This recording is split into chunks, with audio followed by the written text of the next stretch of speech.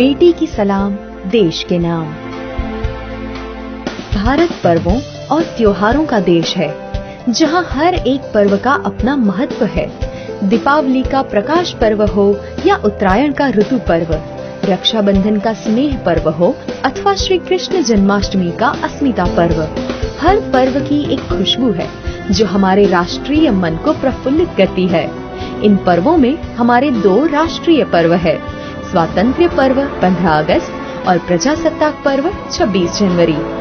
हमारे मान्यवर प्रधानमंत्री श्री नरेंद्र भाई मोदी जी ने बेटी बचाओ बेटी पढ़ाओ का नारा दिया है। इससे प्रेरित होकर गुजरात राज्य में 26 जनवरी 2016 का प्रजासत्ताक पर्व को कन्या शिक्षा के उत्प्रेरण के पावन पर्व के रूप में मनाया गया। प्यारे देशवासियों, 26 जनवरी का पर्व बहुत उमंग और उत्साह के साथ हम सब ने मनाया, लेकिन कुछ लोगों ने हटकर के कुछ बातें की और मैं चाहूंगा कि ये बातें ध्यान देने जैसी हैं। खास करके हरियाणा और गुजरात, दो राज्यों ने एक बड़ा अनोखा प्रयोग किया। इस वर्ष उन्होंने हर गांव में जो गवर्नमेंट स्कूल है उसका ध्वजवंदन करने के लिए उन्होंने उस गांव की जो सबसे पढ़ी लिखी बेटी है उस महात्म्य दिया। बेटी बचाओ बेटी पढ़ाओ, इसका एक उत्तम संदेश देने का उन्होंने प्रयास किया। गुजरात ने बेटी को महात्म्य दिया और उन सभी बेटियों को बधाई देता हूं जिन्हें ध्वजवंदन ध्वजारोहण का अवसर मिला। और भी बात की कि गत एक वर्ष में जिस परिवार में बेटी का जन्म हुआ है, ऐसे परिवारजनों को 26 जनवरी की निमित्त विशेष निमंत्रित किया और वीआईपी के रूप में प्रथम पंक्ति में उनको स्थान दिया। और आज बेटियों के जन्म की संख्या में बहुत तेजी से वृद्धि हो रही है। मैं सचमुच में वहां के सामाजिक जीवन में जो बदलाव आया है उसके लिए अभिनंदन करता हूं। राज्य के सभी प्राथमिक विद्यालयों में दिक्रीनी सलाम देश ने नाम कार्यक्रम का आयोजन किया गया। इस कार्यक्रम की विशेषता यह रही कि ध्वजवंदन का गौरव गांव अथवा नगर की सबसे ज्यादा शिक्षित बेटी को दिया गया। इसमें graduate, post graduate, medical, engineer, MBA पढ़ी हुई बेटियों का भी समावेश हुआ। इस वर्ष गांव में जिनके घर में बेटी का जन्म हुआ है, ऐसे सभी माता पिता को इस पावन पर्व पर विशेष रूप से निमंत्रित किया गया। इन माता पिता को समारोह की बैठक व्यवस्था में प्रथम पंक्ति में स्थान देने के साथ उनका अभिवादन किया गया। અત્યાર સુધી તો મને એક દીકરી રીતે જોતા હતા, પણ મારા ઘરે એક દીકરીનો જન્મ થયા પછી મને ખબર પડી કે એક માની કિંમત શું છે। અને ત્યાર પછી મને 26મી જાન્યુઆરી અમારા ત્યાં સ્કૂલમાં એક માની તરીકે સન્માન આપવામાં આવ્યું છે।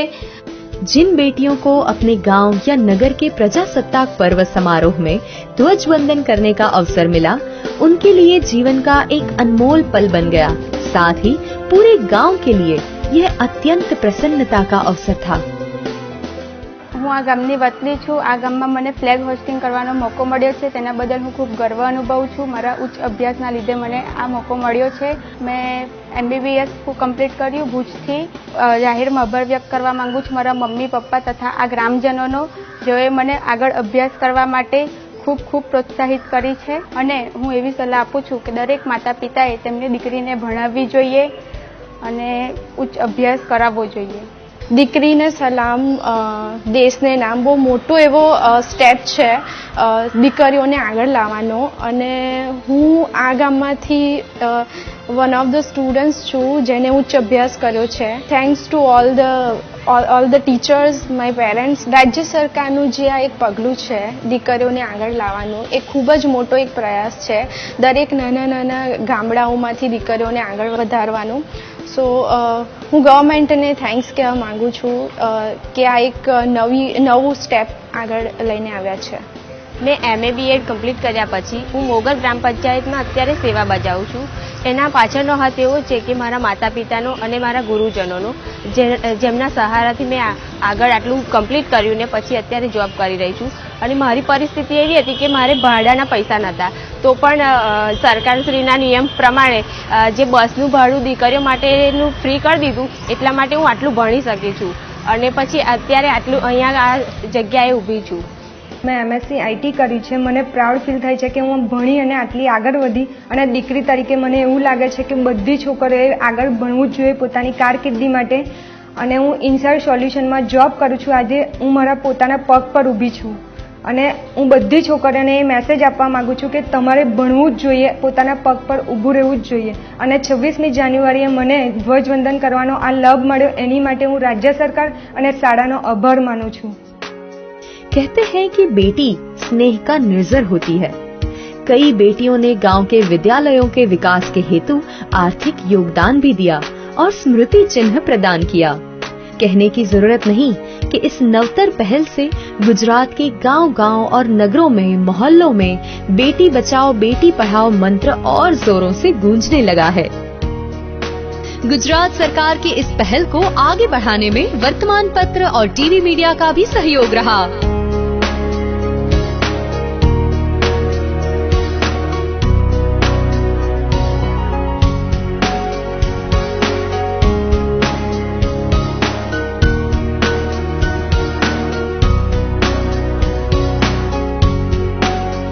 હું જાતે ખેતી કરું છું. મારે દીકરીને મેં BA MS આયુર્વેદ ડોક્ટર મેં બનાવી. તો દીકરીને આપણે ભણાવીએ તો એને પાછળ ગમે તેવી તકલીફ આવે તો એને કોઈની પાસે લાંબો હાથ ના કરવો પડે.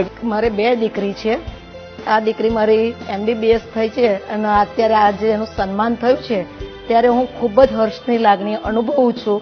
આજે આ પ્રમાણપત્ર મારા હાથમાં જોઉં છું ત્યારે હૃદયમાં એટલો બધો આનંદ થાય છે કે જેની કોઈ હદ નથી. મેં મારી બંને દીકરીઓને સરસ ભણાવી છે એટલે હું પણ આ વાલીઓને રિક્વેસ્ટ કરું છું કે તમે પણ આવી રીતે છોકરીઓને સારી રીતે ભણાવો એવી મારી નમ્ર વિનંતી છે. મારે 2 દીકરીઓ છે.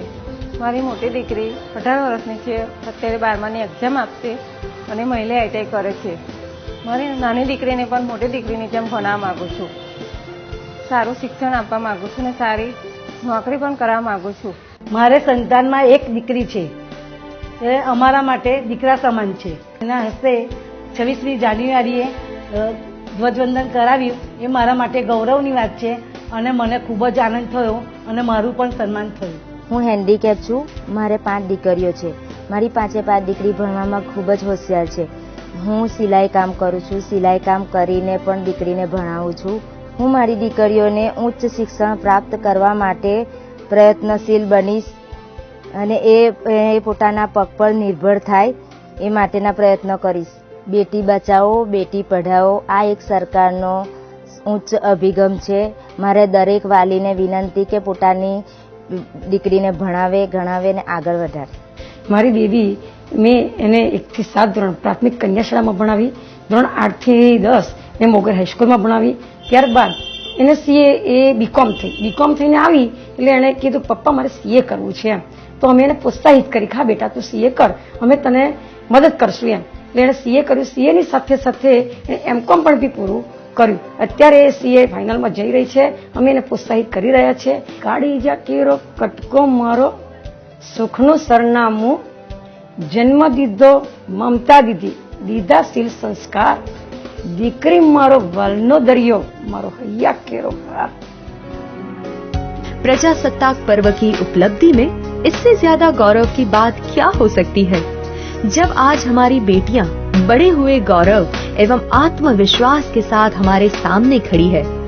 આ કાર્યક્રમથી અમે ઘરે ઘરે જઈને વાલીગણને પર જ્યારે આ વાત કરી તો ખૂબ સારો પ્રતિસાદ મળ્યો. અમારી શાળાની અંદર જે બાળકો દીકરીઓ જે છે એ દીકરીઓ સૌથી વધુ પ્રવૃત્તિમાં ભાગ લે અને સૌથી વધુ આગળ અભ્યાસ કરે એ માટે અમે અમારી શાળામાં ખૂબ એવો વધારે પ્રયત્ન કરીએ છીએ. અને આ 26મી તારીખનો જે પ્રોગ્રામ હતો સરકારશ્રીનો તેમાં જે શાળાએ ભણતી છોકરીઓનો જે પ્રોગ્રામ કરાયો ધ્વજવંદન, જે ન્યૂ બોર્ન જે માતાઓનું સન્માન કર્યું 26મી જાન્યુઆરીએ, તે પણ એક સારામાં સારો પ્રોગ્રામ સરકારશ્રીનો કહેવાય અને સારી રીતે પ્રોત્સાહન બધા સ્ત્રીઓને મળતું રહે. वह कहती है आओ हम सब मिलकर एक शिक्षित एवं समर्थ राष्ट्र का निर्माण करें. आओ हम सब संकल्प करें हर बेटी पढ़ेगी खूब पढ़ेगी, हर बेटी बढ़ेगी आगे बढ़ेगी. बेटी गहना है परिवार का, बेटी गौरव है राष्ट्र का। वंदे मातरम, वंदे भारत मातरम।